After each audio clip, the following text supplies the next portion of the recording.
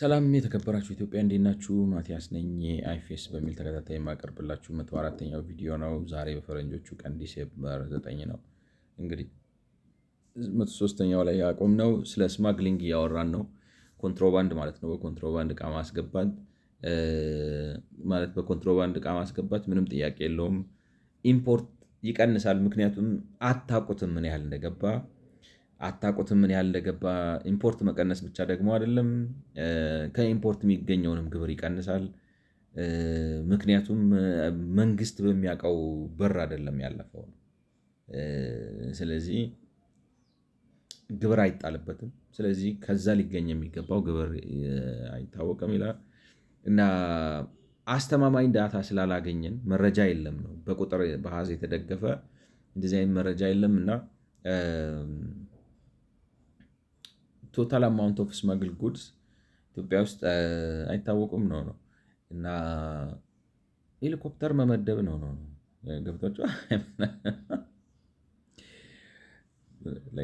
ናይት ቪዥን አለን ሲሏል። ለጦርነት ብቻ ነው እንዴ ዲፌንስ? ለነገሩ እንትኑ ምንድን ነው የሚባለው? አይዶ ነው እንግዲህ ኦፕሬሽናል ኮስቱ። አሁን ሄሊኮፕተር ስታበሩ አይ ማለት የግድ ይሄ ትልልቁ ኤምአይ ምናምን የሚባለው ሄሊኮፕተር መብረር የለበትም እኮ። ስንት ሃንዲ የሆኑ እነዚህ ርካሽ ምናምን ማለት ርካሽ ሄሊኮፕተሮች አሉ ማለት ናይት ቪዥን። አሁን ምን አሸባሪ ምናምን ራሱ ይታጠቃል እና እሱን አድርጎ መስመሮቹ ይታወቃሉ። ላይክ ነው ከልብ ካለቀሱም ባይገድም ነው የኔ እምነት ነው የምላችሁ። እንትን ካልሆነ በስተቀር ማለት በከስተም መኪና ውስጥ እንትን ውስጥ ደብቀው ምናምን እሱ እንግዲህ ይግባ ነው የምላችሁ። ሞባይል ባትሪ ምናምን ሊያስገቡ ይችላሉ ቦቴ ውስጥ ደብቀው ምናምን አይዶን ነው እስቲ ላይክ ነው ምንድነው መሰላችሁ ማረጋገጥ የፈለግኩት እንትኑን አናውቀውም ነው ምን ያህል ነው። አሁን ለምሳሌ ኢትዮጵያ ውስጥ በህገወጥ መንገድ በኮንትሮባንድ የሚገባው እቃ ምን ያህል ነው። ይህንን በተመለከተ ሪላያብል የሆነ ዴታ ልናገኛል ላይክ ነው ኖት አዌር ኦፍ ላይክ ነው አዝ ዊ አር ናት አዌር ኦፍ ለምን የለም ነው ላይክ ነው ስማግል ጉድስ ኢትዮጵያ ምንድነው ጉምሩክ ይሄን መስራት አለበት። ጉምሩክ እኮ የሆነ እንደ ደህንነትን መስሪያ ቤት ነገር የሚሰራ አይመስለኝም። እኔ እንደዛ እንትን ናቸው እኮ ላይክ ነው የደህንነትም ስራ እኮ ነው እና ረከስ ያለች ለከናዳ 10 ሄሊኮፕተር ገዝቶ መስጠት ነው ማለት። ረከስ ያለች ጽድት ያለ የሚሰራ ግን ርካሽ የሆነ ዋናው እነዚህ ነገሮች ለመቆጣጠር ማለት በመኪና ብቻ ሮጠ የምትችለው ካልሆነ ነው የምላችሁ በእንትኑ እና ማወቅ የፈለግኩት ምንድን ነው ላይክ ነው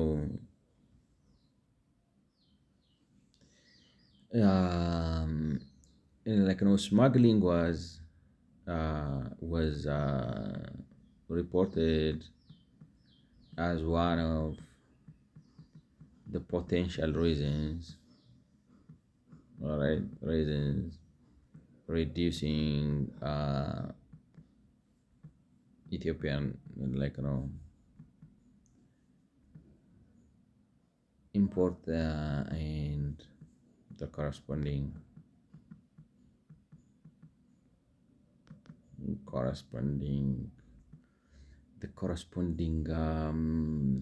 duty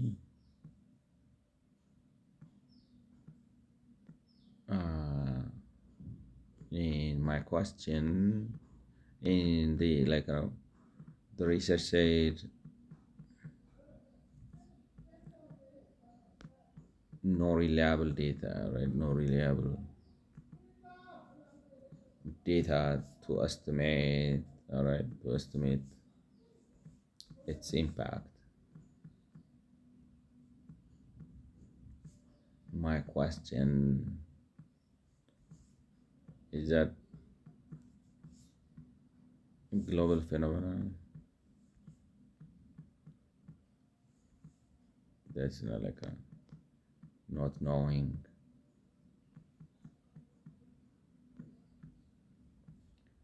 potential economic loss due to smuggling. ማለት unacceptable, yes, the inability not something unique to Ethiopia. Here is deliberately hidden by definition. No customs declaration, no transaction required. Countries can estimate tax gaps for VAT or income tax because they can compare reported. Even rich countries cannot accurately measure smuggling. Examples: EU estimates illicit cigarette smuggling yearly but admits margins of error. I mean, estimate መደረግ አለበት የሚል US Customs DHS reportedly says it's impossible to quantify total smuggling. India, massive smuggling problem, but official report always say no reliable rational estimate exists. Kenya, Nigeria, South Africa, same challenge. Cross-border smuggling is known but unmeasurable. So Ethiopia's problem is normal.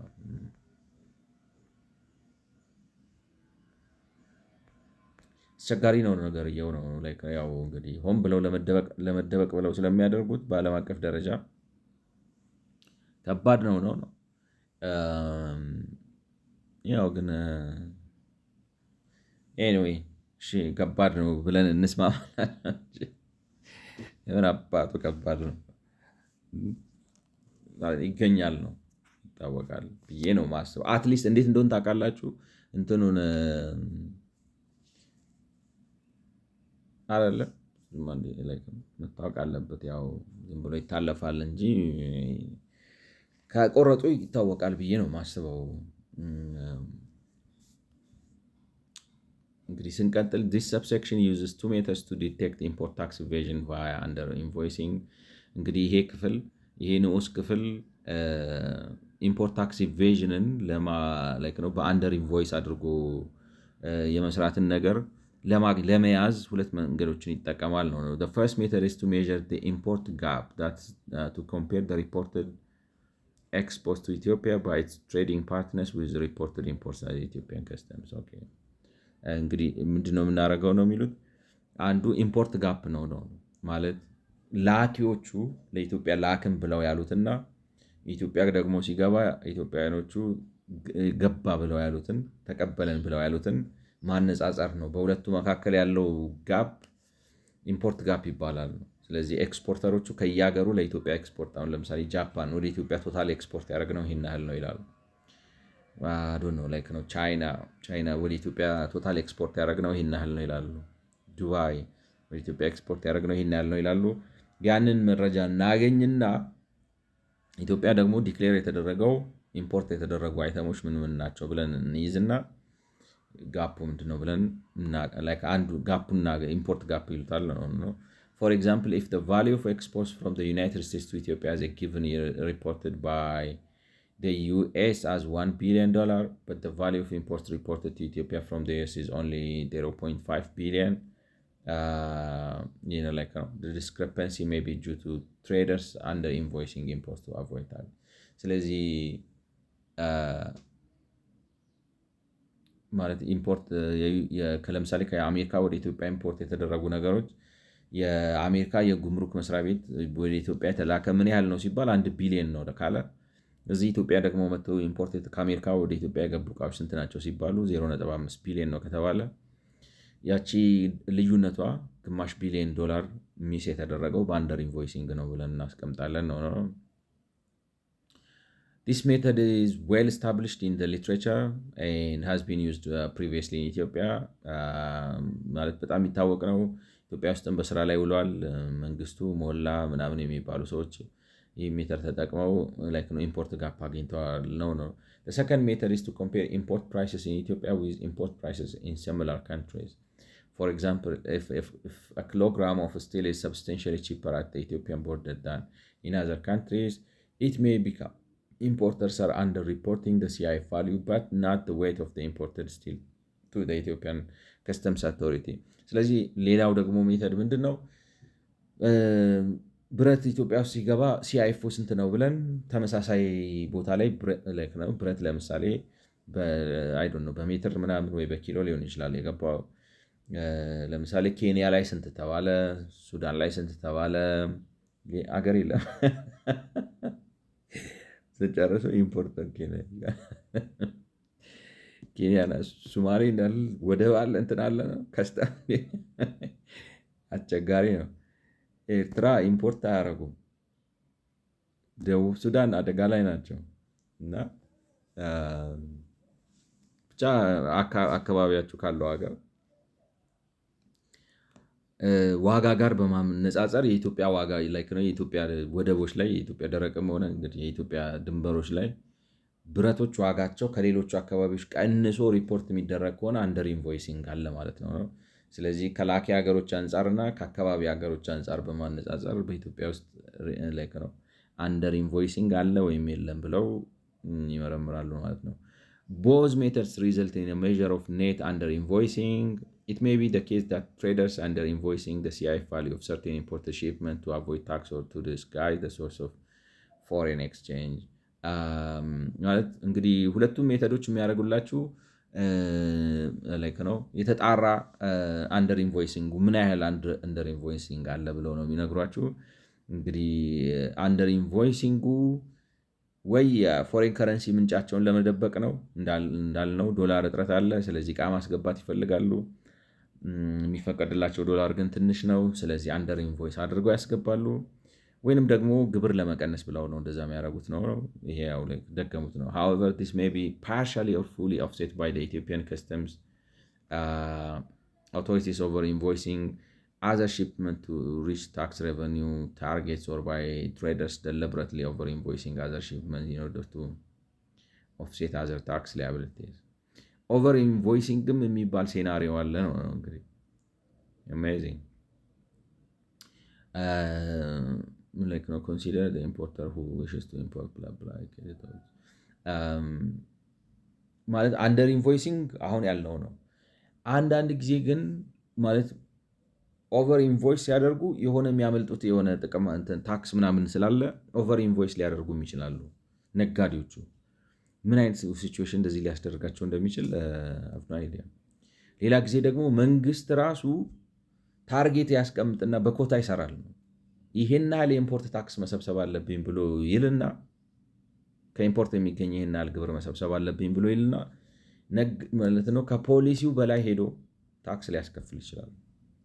በታርጌት ይሰራል። ለምሳሌ በዚህ ዓመት $2 ቢሊዮን ከኢምፖርት ማግኘት አለብኝ ብሎ ካሰበ ከበጀቱ እንዴት እንደለቁ እንደዚህ ነው። ሌሎች መንግስታት እንደዚህ ያደርጋሉ ነው ማለት እንዴት ላይክ የሆነ እኔ እንጃ ከግብር አኳያና ከምናምን ስታዩት መንግስት ነው ወይስ ሌላ ነገር እየሆነ ነው? ባህሪውን እያጣ ነገር ይመስላል። እንዴት እንደሆነ እኔ ሊገባኝ አልቻለም። ኮታ አስቀምጦ ኮታውን ለማሳካት ብሎ ግብር ሊቆለል ይችላል ነው እና እነሱም ደግሞ ኦቨር ኢንቮይስ ያደርጋሉ። እንዴት ምን አይነት ሴናሪዮ እስቲ ቆይ ለማየት ሞክራለሁ። or by traders deliberately over invoicing other shipments in order to offset other tax liabilities. The combination of all these actions or the net effect is still relevant for understanding why imports fell so much over the period 2015 to 2023. The conclusion of both methods is that under invoicing or specifically net under doesn't appear to be particularly high, nor does it have to so ነው ብለው ማለት ነው። አንደር ኢንቮይሲንግ ምክንያት የሚታጣው ምን ያህል ነው? ሜይ ቢ ሲግኒፊካንት ላይሆን ይችላል እና መንግስት ያጣጣል ነው ያጣጣል። እኔ ግን እንትን ነው እንዴት መሰላችሁ? አይ ዶንት ኖ ብቻ የሚየን ወደ አብዬ ያደረጉ የሚሆን አይመስለኝም።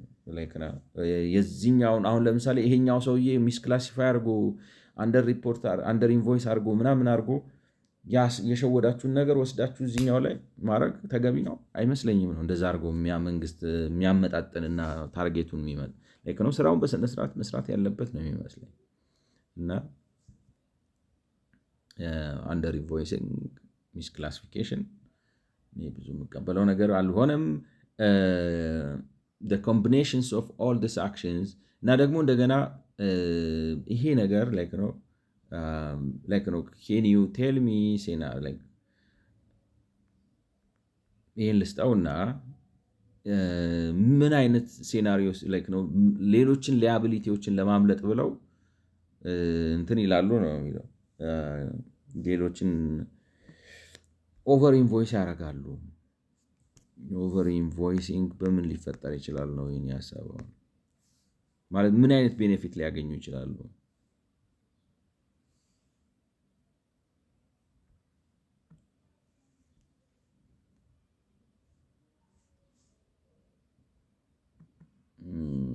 question alright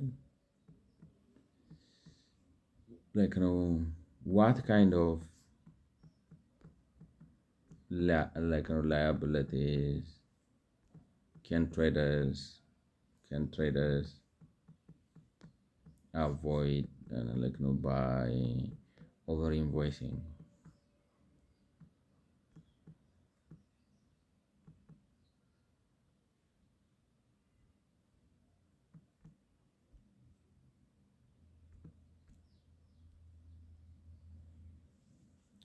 Over invoicing import seems counterintuitive at first because it raises the declared value and therefore increases import duties. So why do because over invoicing imports can help them avoid or manipulate other liabilities or constraints. There are some avoid foreign exchange restrictions, the biggest reason in Ethiopia. In Ethiopia's regime, access to foreign currency is rationed by NB. Traders sometimes inflate import invoices in order to illegally transfer extra foreign exchange abroad. Okay.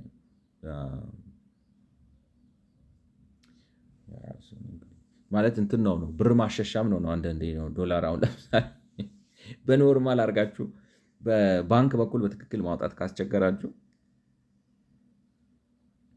የ$5,000 ዕቃ 100,000 ነው የምገዛው ብላችሁ ታስፈቅዳላችሁ እና የ5,000 ዕቃ ታስመጡና $95,000 እዛ አስወጥታችሁ ሌላ ነገር ታደርጉበታላችሁ አይነት ነገር እና እንዲህ አይነት ሜተድ ይጠቀማሉ ነው።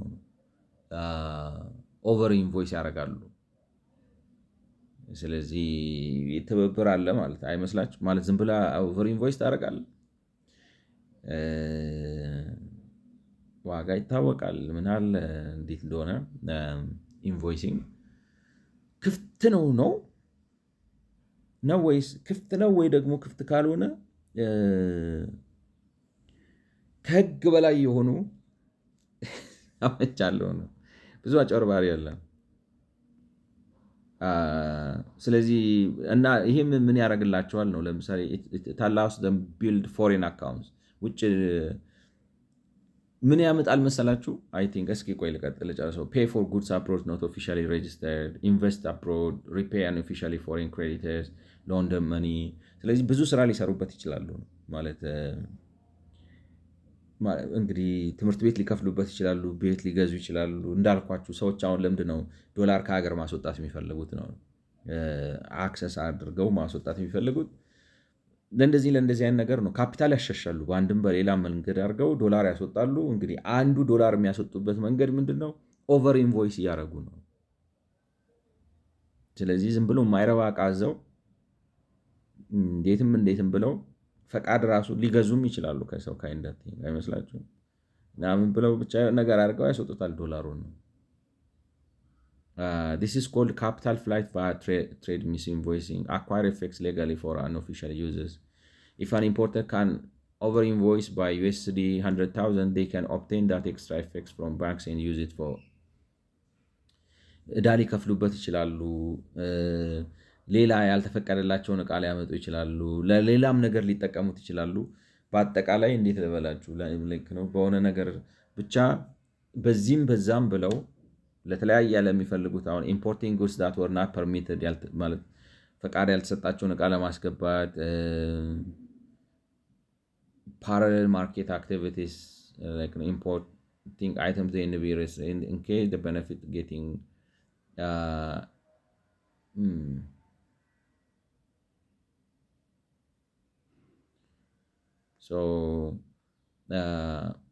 funding parallel market ምን ማለቱ ነው? አብራራው እለዋለሁ። In this case, the benefit of getting scarce foreign exchange is higher than the cost of paying extra tax. ስለዚህ እንደዛ ኦቨር ኢንቮይስ አድርገው መላካቸው ከግብሩ በላይ ቤኔፊት ይሰጣቸዋል ነው። ኦፍሴት ያደርጋል። ማለት እንትኑ መኖሩ አይዶን ነው እንግዲህ ምን ያህልን ሊኖር የሚችል ግን ወደ ምን ያመጣችኋል መሰላችሁ? ተቆጣጥረህ አትቆጣጠረውም እና ማለት ዶላር አልሰጥም ምናምን ዝም ብለህ ልቀቀው። ኢነሴንስ ማርኬቱ ይግታው እንጂ አንተ አትግታው። እና ያን ደግሞ ኮንፊደንስ አሁን ነው መንግስት እንዳልነው እንግዲህ ዶላር አሁን ሄዳችሁ ዝም ብላችሁ $5,000 ፈልጌ ነው ብትሉ ባንኩ አለኝ ብሎ አይሸጥም። ስለሌለው ብቻ አይደለም አይሸጥላችሁ፣ ግን እንደሚመስለው ገብቷቸዋል ማለት ስለሌለው ወይም ስለማያዋጣው ወይም ዶላሩን ለምሳሌ አሁን እኔ እንደምረዳው በጣም ይገምዱታል። እኔ እስከማስታውሰው ነው የምላቸው አሁን በፎሬን ትሬድ ነው ላይክ ነው ዋጭ ኳሌት ስንቱን ጥያቄ በዚህ ጠይቃችሁ እንደምትችሉ እኔ እንጃ እንጂ ለምሳሌ ቆይ እስቲ ጄሚና የሚለውን እናስነሳውና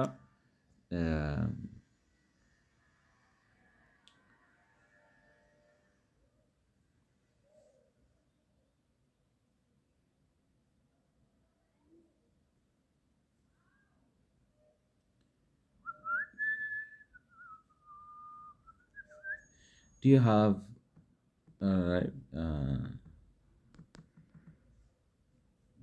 do you have the list of charges, fees, commissions, everything an importer pays to banks when opening an LLC?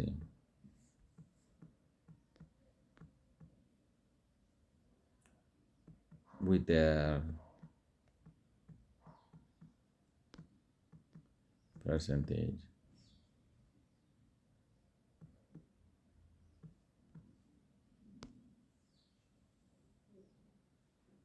No.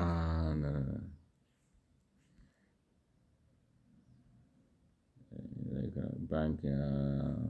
Sorry, in that was in Ethiopian code.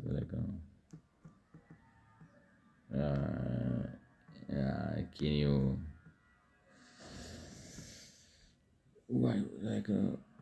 in Ethiopia ብለን እናስተካክለው።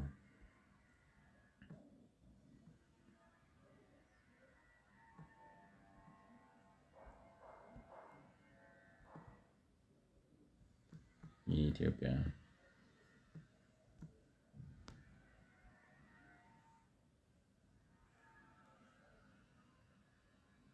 to be higher and more complex than in many other countries. So disclaimer, opening commission, service charge, total core fee, exchange commission, other application fees, and confirmation commission, LC amendment, extension, swift charges እንደው ብትደምሯቸው ብዙ ወደ 30 ወደ 40% ነው ቻርጅ የሚያደርጓቸው። $100,000 ዕቃ ለማስመጣት ብትሉ ለምሳሌ ነው የምላችሁ ኤልሲ ኦፕኒንግ ኮሚሽን ብለው በአማካኝ እንወሰደው ከ1 እስከ 4.5 ይጠይቋቸዋል። ኤልሲ ኦፕኒንግ ኮሚሽን ዝም ብለው ነው እንደዚህ 2.5 በለው 2.25 ከዛ በኋላ ሰርቪስ ቻርጅ ብለው ከ2 እስከ 4 ይጠይቋቸዋል። 3% ማለት ነው። በአቨሬጅ እየወሰድኩ ነው። ቶታል ኮርፊ ፐር ኳርተር ኮንሶሊዴትድ ኤልሲ ኦፕኒንግ ኮሚሽን ሰርቪስ ቻርጅ ቶታል ኮር ስለዚህ ኦኬ ሌትስ ሴይ ከ4 እስከ 8 12 ነው 6% ይጠይቋቸዋል ነው ኮር። ከዛ በኋላ እንግዲህ ኮንፈርሜሽን ኮሚሽን ከ3 እስከ 7 ነው 3.5 ኤልሲ አሜንድመንት ማስተካከያ ካላችሁ percentage of the LC outstanding amount, then flat fee and LC margin facility charge 1%. እንግዲህ እንደምታዩት it looks like እኔ እንኳን ከፍ ያለ ነበር የመሰለኝ እስከ 10 በአማካይ ከ10% ከኤልሲያችሁ ማለት የ100,000 ዕቃ ልታስገቡ ብትሉ $10,000 በንትን ብለው ይወስዱባቸዋል ማለት ነው። እነሱ ጋር መክፈል ብዙ ነው። የ100,000 ብር ቃል ልታስገቡ ባንክ እንትን ከፈትኩኝ እንትን አረኩኝ ብሎ $10,000 በዛ ላይ ፎሬን ኤክስቼንጅ ኮሚሽን ብሎ ደግሞ ኤንቢ 2.5 ምናምን ይጠይቃቸዋል። የሀገር ነው የሚጠይቁት ነው። ለምንድን ነበር ወደዛ ሄድኩት? ኦፍሴቲንግ ቫት ላያቢሊቲስ ኢምፖርት ኢንከር 50% ኢን ኢትዮጵያ ኢምፖርት ኢንከር 15 ዶሜስቲክ ሴልስ ኢንከር አውትፑት ቫት importers can deduct import VAT as input VAT. So if you are over invoice imports, the import VAT becomes larger. Okay. This inflated VAT credit to reduce their net VAT liability on domestic sales. The import VAT becomes larger. Income tax profit. እንደገና ደግሞ አሁን የሚለው ምንድን ነው ኦቨር ኢንቮይስ ስታደረጉ እቃው ከፍ ይላል እና ቫት ትከፍላላችሁ። እና ቫት ስትከፍሉ ኢንፑት ክሬዲት ነው የሚሆንላችሁ። ኢንፑት ክሬዲት ነው የሚሆነው። ኢምፖርት ኢንከር 15% ኢምፖርት ቫት። ስለዚህ ያንን ወስዳችሁ ቫት ታቀናንሱበታላችሁ፣ ታጠፋላችሁ። ይሄ ሲሪየስ ነው።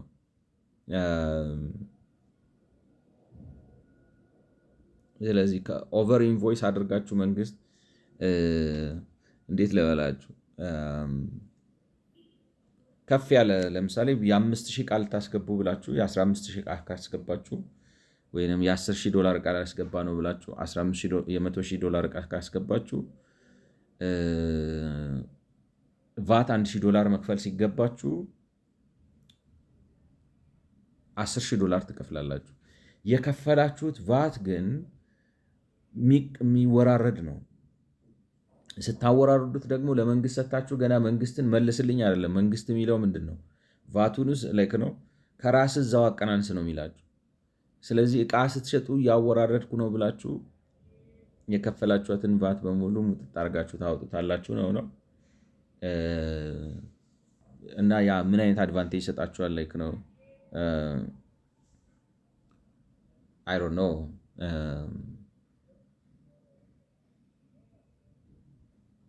አድቫንቴጁ ምን አይነት አድቫንቴጅ ይሰጣችኋል? የምትሰበስቡትን ቫት በሙሉ ምክንያቱም አሁን እዚህ ጋር $10,000 ክሬዲት ከተሰጣችሁ አካውንታንቶች አጥሮት እኔ እርግጠኛ አይደለም። $10,000 ከተሰጣችሁ 10,000 ሲባዛ 150 አድርጉት። ይሄን እንግዲህ አሁን ባለው ላይ ነው 150 አይደለም። 150 ካረጋችሁት ስንት ይመጣል? 4 ዜሮ ስታስገቡበት ከዚህ በኋላ 1 2 3 4 5 ይሄ ነው ላይክ ነው 15 ሚሊዮን ለምሳሌ የ10,000 ዕቃ ነው የምታመጡት እናንተ የ100,000 ዕቃ ነው የማመጣው አላችሁ እና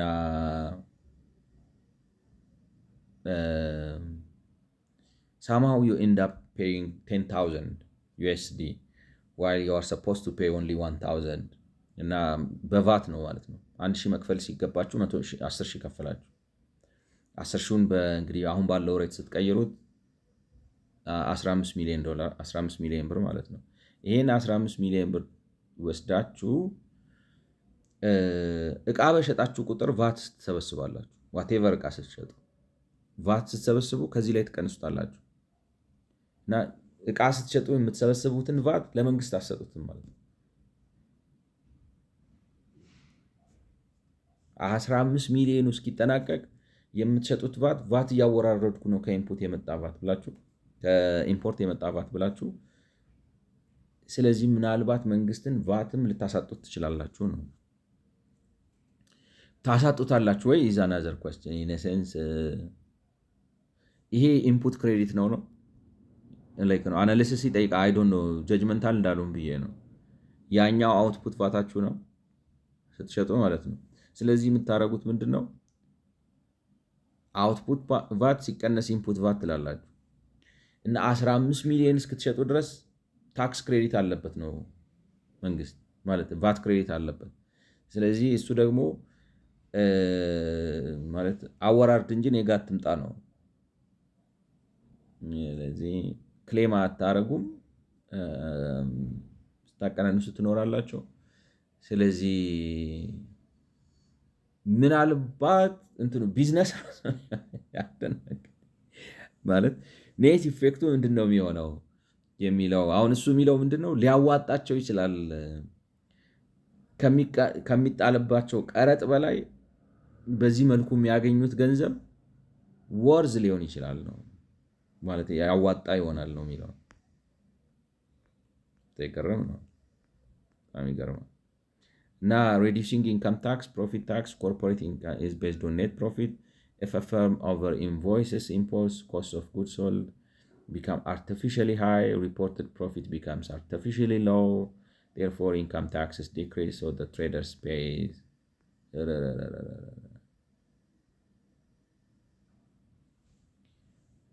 እንደገና እንደዛም አድርጎ ኢምፖርት ሲያደርግ ስለዚህ እንትኑ ላይክ ነው ወረቀት ላይ በኪሳራው ሸጥኩ ሊል ይችላል። ስለዚህ ኢንካም ታክስ ራሱን ላይክ ነው ቫት ይወስዳል፣ ኢንካም ታክስ ያስቀራል። ስለዚህ ኦቨር ኢንቮይስ አድርጎ አንተ ብዙ ከስተም ምናምን አስልቶት ማለት ነው ምን ያህል እንደምጠለበት ምናምን አድርጎ አውቆ ግብር አስቀንሶ ኢንካም ታክስ ግብር አስቀንሶ ምናልባት ቫት የሆነ ነገር ወስዶ ወዘተ ያዋጣዋል ነው። እና መንግስት አይዶ ነው እነሱ እንግዲህ የቻት ጂፒቲ አናሊሲስ ነው ይሄ በነገራችን ላይ እነሱ ስለዚህ ምንም አይደሉም። እነሱ የሚሉት ያለው ምንድነው ኦቨር ኢንቮይስ ካደረገ ማለት በመንግስት ራሱ እንትን ኮታ ለመሙላት ብሎ የግብር ኮታ ለመሙላት ብሎ የበለጠ ግብር ስለሚያስጠልና ነጋዴዎችም አንዳንዴ ኦቨር ኢንቮይስ ስለሚያደርጉ አንደር ኢንቮይሲንግ ቅድም ባልነው መልኩ ማለት ነው አንደር ኢንቮይስ አድርገው እቃ የሚያስገቡ ሰዎች ይጣጣልና በአንደር ኢንቮይሲንግ ምክንያት ኢትዮጵያ ውስጥ የሚፈጠረው የኢምፖርት ከስተም ዲቲ እና ሰርች ታክሱ ዝቅተኛ ነው ብሎ ነው የደመደሙት። እኔ ዝም ብዬ ኪዩዚካል ሆኜ ነው ለምንድን ነው ማለት አልገባኝም። አንድ ሰው እንዴት ነው ዋጋውን ከውጭ እቃ የሚያስገባባትን ዋጋ በ10 ሺህ ብር $10,000 የሚያስገባውን እቃ ይህን እቃ ማስገባው $30,000 ነው ብሎ የሚጽፈው? ምን አይነት አድቫንቴጅ ቢያስብ ነው? እና እነዚህ ሁሉ ቤኔፊቶች አሉት ነው ፕሮፊት ታክስ ሊቀንስለት ይችላል። ምክንያቱም የእቃው ዋጋ የውሸት ተወዶለታል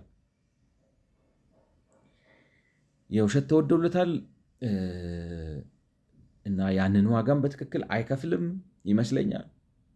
ገብቷቸው አሁን ለምሳሌ $10,000 እቃ $30,000 ነው ማስገባው ብሎ ቢያስገባ ላኪው ሰውዬ $30,000 አያገኘው፣ የሚያገኘው $10,000 ነው። እሱ $20,000 አውጥቶ እንግዲህ ቅድም እንዳልነው ገንዘብ ሊያሻሽበት ይችላል፣ ካፒታል ፍላይት ሊፈጥርበት ይችላል፣ ወይንም ለሌላ አካውንት ሊከፍትበት ይችላል፣ ወይ ዋቴቨር የሆነ ሜካኒዝም አለው ማለት ነው። እንግዲህ በባንክ ምናምን አልፎ ከሄደ እንዴት አድርጎ ነው አሁን ለምሳሌ እኔ እስከማውቀው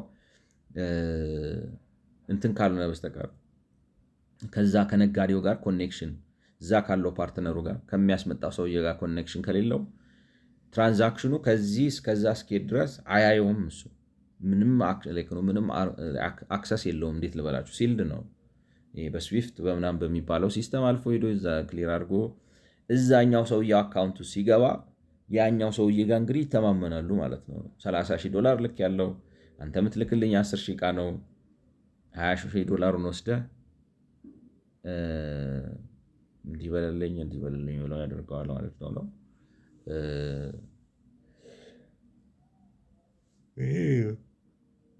እንትንም ብቻ አስቸጋሪ ነው ላይክ ነው። ስለዚህ ቫት በጣም ነው እንጂ የሚያስቀንሰው እንደዛ አድርጎ በተለይ $20,000 የሚያወጣው ከሆነ $30,000 ቫት ይከፍላል። ስለዚህ 30,000 ብለው እነሱ ከስተምስ ይጥሉበታል። ያዋጣዋል ነው ሲሰራው ካልኩሌት ሲያደርገው እነዚህ አሁን ያልናቸውን ነገሮች ስዘረዝሩለት ያዋጣዋል ነው። በተለይ ከቫት ኢምፖርት ላይ ብላችሁ መንግስት የሚታየው ገና እቃው እንደወረደ ማለት ነጋዴው ገና እቃው የሚገርም ነው ታውቃለህ። ነጋዴ በጣም ኢንካም ታክስ ይቀንስለታል ነው። እሱም የሚገርም ታክቲክ ነው። በጣም ይቀንስለታል እንጂ ኪሳራ ሁሉ በሰነድ አስደግፎ በምን ብሎ ያው ነው የሚለው ከስር ያለው hiding illicit domestic profits, profit shifting. Some firms over invoice imports from related company abroad. እንኳን ሽፍት ያደረጉበታል ነው። settling unofficial foreign obligations, over invoicing to avoid customs penalties. This is ironic but real. Some firms fear being accused of under invoicing and facing huge penalties. like ነው አንዳንዴ መንግስትንም ፍራቻ እንደዛ ላይ ያደርጉ ይችላሉ ነው ማለት አንደር ኢንቮይስ አድርጋቸዋል ተብለው በመሰለኝ ማለት ነው በግብታዊነት ከፍተኛ ቅጣት ሊቀጡ ስለሚችሉ ያንን ለማለፍ አረ እንዲያውም ብለው ኦቨር ኢንቮይስ ያደርጋሉ እንዳይጠረጠሩ ማለት ነው። ግን ደምድማችሁ ስታዩት ከባድ ነው። እንዴት አድርገው ፋይት በተለይ በእንትና አኳያ ካያችሁት ከባድ ነው። ይሄ የቫቱና ማለት እንግዲህ 3 ሲሪየስ ካፒታል ፍላይት አለው ነው። ኦራይት ካፒታል ፍላይት አለው ኦቨር ኢንቮይስ ማለት ገንዘብ ማሸሸት ወይንም ደግሞ በአንድም በሌላ ምክንያት ገንዘብ ማውጣት የፈለገ ሰው ገንዘብ ያወጣል እንደዚህ አድርጎ ነው ኦቨር ኢንቮይስ አድርጎ። ሁለተኛ ቫት ኢቬዥን አይባልም ማለት ነው ላይክ ነው አይደለ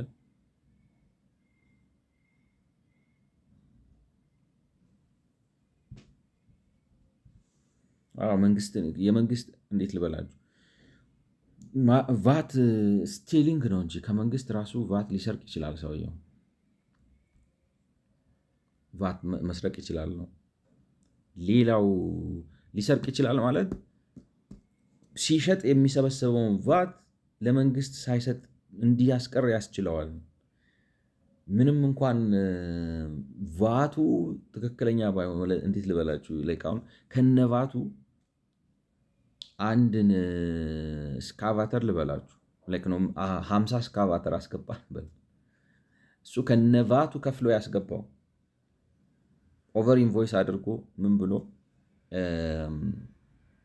ከነቫቱ ከፍሎ ያስገባው አንዱን ስካቫተር በ10 ሚሊዮን ብር ገደማ ነው ብለን እናስብ። በኢትዮጵያ ብር ጨርሶ ክሊር አድርጎ ሾሩም ወዘተ የሚሸጥበት ቦታ ሲያስገባ 10 ሚሊዮን ነው። አሁን እሱ ሲሸጥ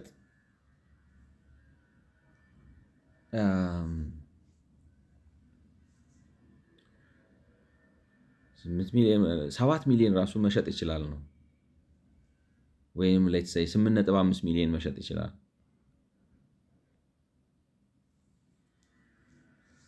ነው ወይስ እኔ ራሱ ተጨረበርኩ? ግን ማጭበርበር እንዴት ነው? በደንብ ከሰራበት እና በደንብ ካልኩሌት አድርጎት ምናምን ጥርት ባለ ማለት እንግዲህ ቁጭ ብሎ ኤክሰል ላይ አውጥቶ አውርዶ ምናምን ብሎ ፊገር አውት ካረገው ሲሸጥ መኪናውን ሲሸጥ የሚሰበስበውን ቫት ለመንግስት ሳይመልስ ሊቀር ይችላል። በርካሽ ይሸጣል፣ ቶሎ ቶሎ ይነሳለታል። አንድ በሉ በርካሽ ሲሸጥ የሚመጣውን ቫት እያወራረደ ነው እሱ 15 ሚሊዮን አለው። ስለዚህ ቢያንስ በስካቫተር አንዳንድ ሚሊዮን ገና 15 ስካቫተር እስኪሰጥ ድረስ እዳው ተጣቶ አያልቅለት ወዘተ ወዘተ የሆነ እንትን ይጠይቃል። አካውንታንቶቹ ናቸው ይህን በደንብ ቁጥሩን የሚረዱት። ማለት እንዴት መሰላችሁ? ከመጀመሪያው ከእንትኑ ጀምራችሁ ለምሳሌ አንድ ኢምፖርተር አንድ ዕቃ ሲያስገባ ለምሳሌ ኦቨር ኢንቮይስ አድርጎ በዚህ መልኩ ቢያደርግ ከካፒታል ፍላይት አንጻር፣ ከቫት ስቲሊንግ አንጻር፣ ማለት ነው ፕሮፊት ታክስ ሪዳክሽን አንጻር፣ ፕሮፊት ዋጋ ከመቀነስ አንጻር ምን ያህል ሊጠቀም ይችላል? ፋይናንሻሊ ነው የምላችሁ። ማይንድ ዩ ለምሳሌ የ30 ሺውን አሁን እንዴት መሰላችሁ ስፕሬድ አድርጋችሁ ማሰብ ይጠይቃሉ። 30 ሺህ ነው የ30 ሺውን ኢምፖርት ነው የ10 ሺውን ኢምፖርት የ10 ሺውን ኢምፖርት 30 ሺህ ብሎ አለ። ይሄ 30 ሺህ 20 ሺው ተቀንሶ እዚህ ካፒታሉ ላይ ገብቶለታል $20,000 ያስገባው ዕቃ ዋጋው 10 ሺህ ብቻ ነው። ሪል እውነተኛ ዋጋ የከፈለው 10 ሺህ ብቻ ነው የከፈለው። ግን እዚህ ሲገባ አሁን መንግስት ምን ያስጥለዋል? ከስተም ሲል ብዙ ነው የሚያስከፍለው በአንጻራዊነት በ10 ሺህ ላይ አይሰራለትም። ለምሳሌ የሚያስገባው ዕቃ በተለይ ኮንስትራክሽን ምናምን ማቴሪያል ከሆነና ኤግዘምሽን ምናምን ካለውም አርሱት፣ በቃ ዘረፋችሁ ነው። ኤግዘምት ይሄ ለማበረታታት ነው ምናምን ብላችሁ ከስተም ዲዩቲ ምናምን የምትቀንሱለት ከሆነ 20 ሺውን አስወጥቷል፣ አካውንት ውስጥ አስገብቷል፣ ውጭ ያለው አካውንት ውስጥ ማለት ነው። ስለዚህ ያስገባው 10 ሺህ ብቻ ነው። እናንተ ደግሞ ምናልባት ዕቃው የግንባታ ዕቃ ነው፣ ለልማት ነው፣ ለወዘተ ነው ብላችሁ ከስተምስ ከተዋችሁለት የምትሰበስቡት ከስተምሱን ትታችሁ ቫቱን ብቻ ነው የምትሰበስቡት። ገብቷችኋል? ቫቱን ምናምን ነው የምትሰበስቡት። ቫቱን $30,000 ላይ ቫት ይከፍልላችኋል፣ ችግር የለውም። $4,500 ይከፍላል። ይሄን $4,500 ግን አልከፈለም ነው የሚያደርገው። ምንድን ነው ያስገባውን ዕቃ ሲሸጥ የዛን ጊዜ የሚያገኘውን ቫት እየሰበሰበ ነው። ዝም ብሎ ላይ ነው ትንሽ ገንዘብ ሞላ ያለለት ኪሱ ላይ ደህና የሆነ ሰው ከሆነ ያገኘዋል በኋላ፣ ችግር የለውም። እና ቫት ከፍሎ $4,500 ቫት ከፍሏል። ያንን $4,500 ዕቃ ሲሸጥ የሚሰበስበው ቫት አለ፣ ከሱ ላይ ይቀንሳል። ስለዚህ ይጣጣል። $4,500 የሚያወጣ ቫት እስኪሰበስብ ድረስ ቫት ለመንግስት አይሰጥም። ይሄን ቫት ግን እሱ እንትን ውስጥ አይገባም፣ ዕቃ ዋጋ ውስጥ አይገባበትም። ለምን? የዕቃ ዋጋ $20,000 ጨምሯል። የውሸት ነው። ስለዚህ በአገልግሎት በሽያጭ ምናምን አድርጎ ሲያወጣው በርካሽ በ10 ሺህ ዋጋ ነው እየሰራ የሚሸጥለት። ስለዚህ ተጎድቼ ብሎ ይላል፣ ግን እዛ ውስጥ አይገባም ነው። ስለዚህ የመንግስት ቫት እየወሰደ ነው እንደሚመስለኝ ነው ብላል። እዛ ላይ ደግሞ እንትኑ ላይ ለምሳሌ ኤክስፔንስ ብሎ $30,000 መዝግቧል። ምንም እንኳን ከዚህ $30,000 $20,000 ሌላ ሀገር ያለው አካውንት የሰውዬ ውስጥ ቢገባም ማለት እና ፕሮፊት ዝቅ አድርጎ ይናገራል። ፕሮፊት ዝቅ አድርጎ ሲናገር ግብር ትንሽ ነው የሚከፍለው። ስለዚህ ሰውየው ተሳክቶለክ ሰክሰስፉሊ ኤግዘምት የሆኑ እቃዎችን ኦቨር ኢንቮይስ አድርጎ ከፈለ የመንግስትን ኪስ ለማጠብ ቆርጦ ተነስቷል ማለት ነው። እና በጣም ሲስተሙ ይፈቅድለታል ነው። እንዴት አድርጋችሁ ነው ፋይት የምታደርጉት? ራሱ ኢዝ አ ኳስችን ቱ ቢ ሆነስት ነው። ይህን ለጠይቀው እስኪ እንትን ኢንቨስቲጌሽን ሆኗል። ግን ኢፈና ነው ኦቨር ኢንቮይሲንግ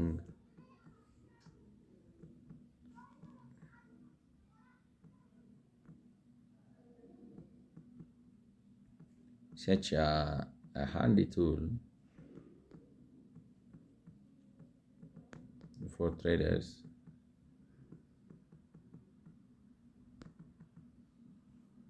to avoid tax, to avoid to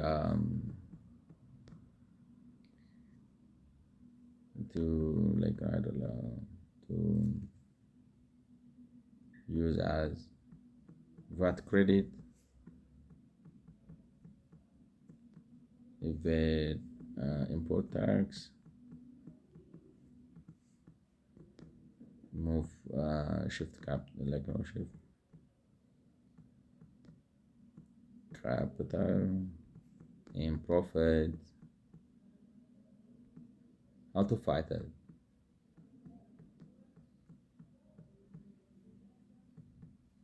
እንዴት ማለት ብዙ አይሆንም ብለን እናስብ።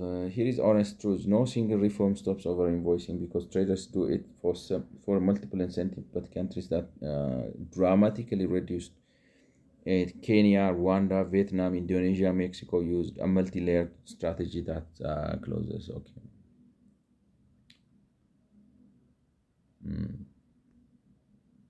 So no, strengthening customs valuation with modern methods.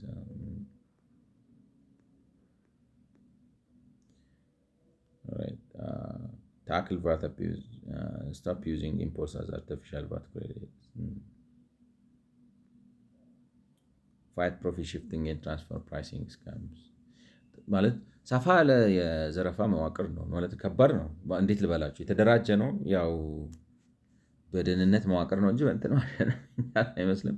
ግን ምንድነው አንደኛው በቃ ትልቁ እንትን ምንድነው የውጭ ምንዛሪ እጥረትን አይሰራም ነው። እኔም መጀመሪያ ሴንስ ያደረኩት ልል የፈለግኩት ምንድነው ማለት አሁን በብሔራዊ ባንክ ደረጃ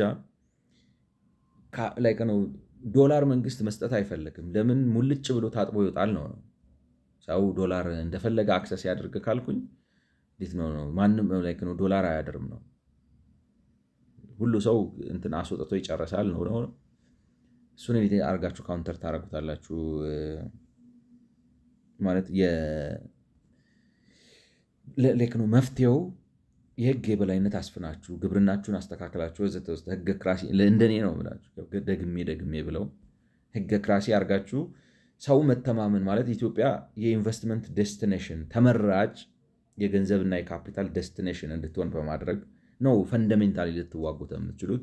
ያን ስታደርጉና ኮረስፖንዲንግሊ ለምሳሌ አሁን አግሪካልቸሩ ትልቁ ሮል እንዲጫወትላችሁ ኤክስፖርታችሁን ሲግኒፊካንትሊ ያሳድጎ የማይነጥፍ የውጭ ምንዛሪ ነገር ሲፈጥር ነው። ታውቃላችሁ አንዳንዴ ኮንፊደንስ ነው ኮንፊደንስ አሁን በሀገር ደረጃ ሰው ኮንፊደንስ ከተሰማው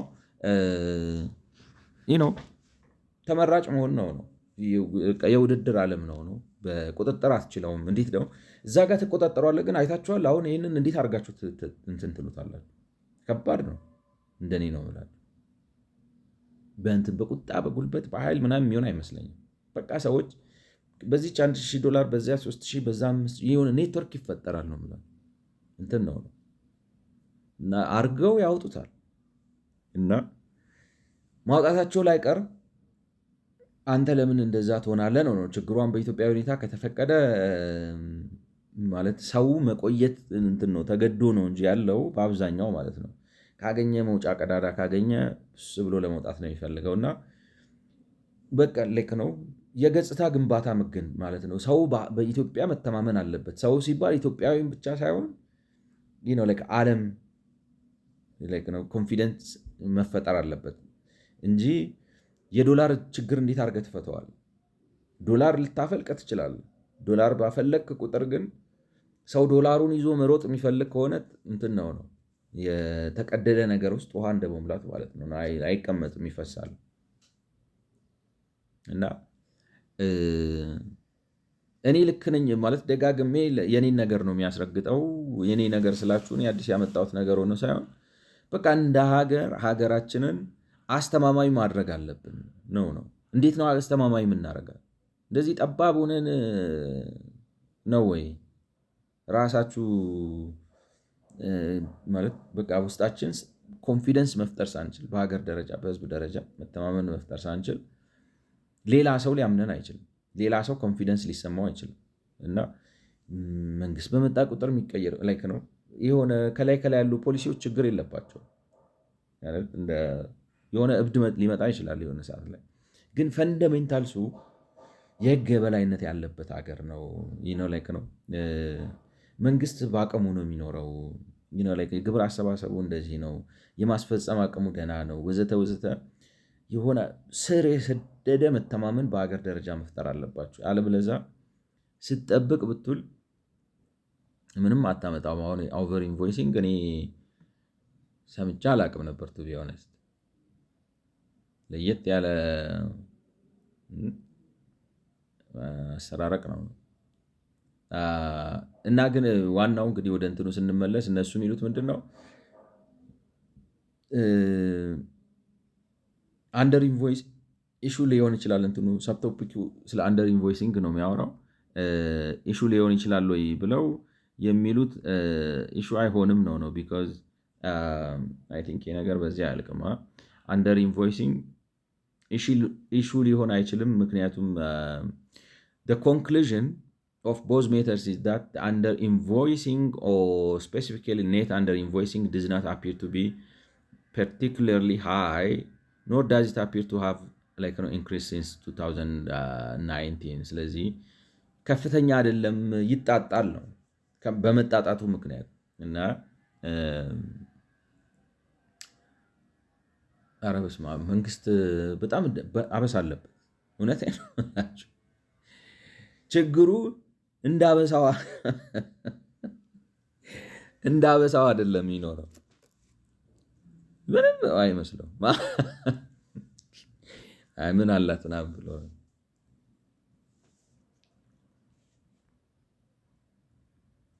ስለዚህ አንደር ኢንቮይስ ተደርጎ በአንደር ኢንቮይሲንግ ምክንያት ግብር ያጣል። ከዛ ጋር ከስተምስ እሱ ነው የገረመህ ብለው ደግሞ በዚህ እንደዚህ በቃሪያ ጥፊ እንደዚህ ነው የሚያደርጉት ነው እኮ ነው። ይቅርታ አንደር ኢንቮይስ አድርገው ግብር ይወስዱበታል። ከዛ ጋር መጣጣቱን አትዩት። ኦቨር ኢንቮይስ ተደርጎ ካስተምስ እና ዲዩቲ ይሻሻላል። እሺ ገብቷቸዋል። ያጣው ግን በዚህ በኩል ከቫት ላጥ ያደርግበታል። ከዛ ጋር የኢንካም ታክስ ላጥ ያደርግበታል። ኢንካም ታክስ እኮ በኮርፖሬት እነዚህ በትልልቅ ድርጅቶች ደረጃ በጣም ከፍተኛ ነው። ቀላል ይመስላል። ኢንካም ታክስ ይወስድበታል፣ ዳታ ያዛባበታል፣ ቫት ይወስድበታል።